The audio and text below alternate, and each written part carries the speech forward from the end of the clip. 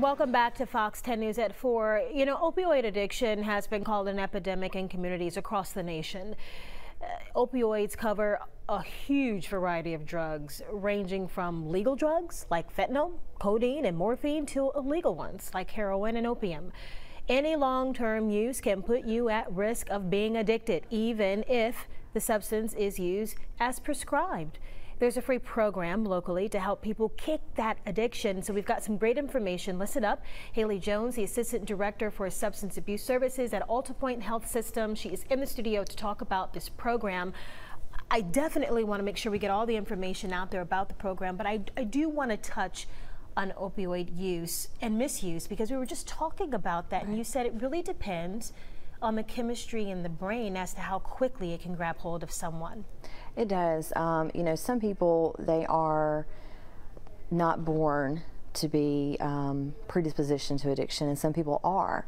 And like you said before, the longer that you use drugs and or alcohol, it kind of sets you up for that predisposition.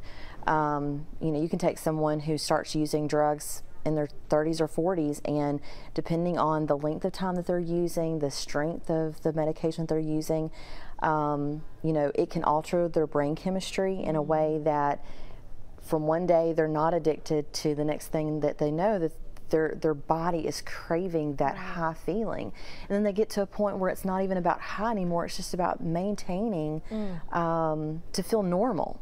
So with addiction, that's where you get to, is you're no longer trying to use to get high, you're just trying to use so you don't feel sick anymore. Right, and we're talking about people who, you know, they don't know. They go in, they have a procedure done, dental work, what have you, they take this prescription, and then suddenly there's a problem. Of course, there's a whole nother audience that may be misusing it, combining it, like we talked about there in that story.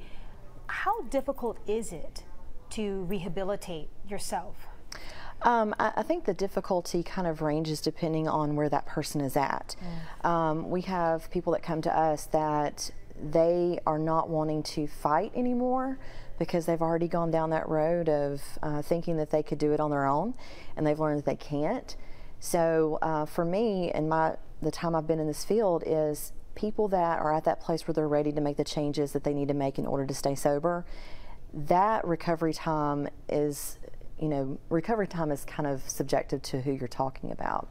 But people who have that mentality that they don't have a problem, that they don't need help, it's going to take them a few times, unfortunately, to finally get to that place where they're ready to get the help that they need. Once upon a time, we were talking about spice and how dangerous that was. Has this just graduated? Because we usually see one drug and it just continues to get worse, but the thought then was that spice was cheap. This may not be. I think this and spice, you know, I believe that opioids have always been a problem, especially in the United States. You take in 2015, there was enough prescriptions written to basically give every man, woman, and child a prescription of opioids for 3 weeks in the entire United States. So I think what's happened is that it's always been a problem. It's just now that it's branching out and it's affecting more people in power, that more people are coming out and saying, hey, we've got to do something about this because I'm losing my family. So, and that's where the program comes into play. What are some of the things you do for people there?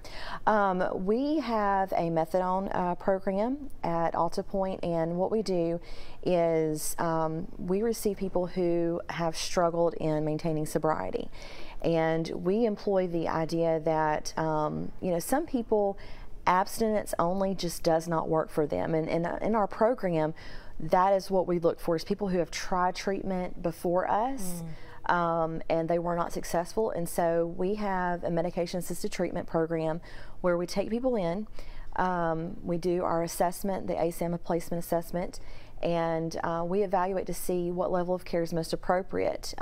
If we see that our outpatient medication assisted treatment is appropriate for them, then we admit them into the program, and then we start them on not only methadone but also individual therapy, group therapy. Because that goes with it. Yes, we definitely believe that just dosing that consumer is not enough. In order to really address the underlying issues, therapy is essential.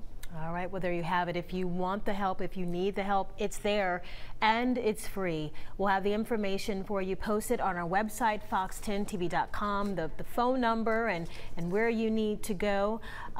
Look for it shortly, and you'll find that on fox10tv.com. Thanks again for stopping by. Thank you.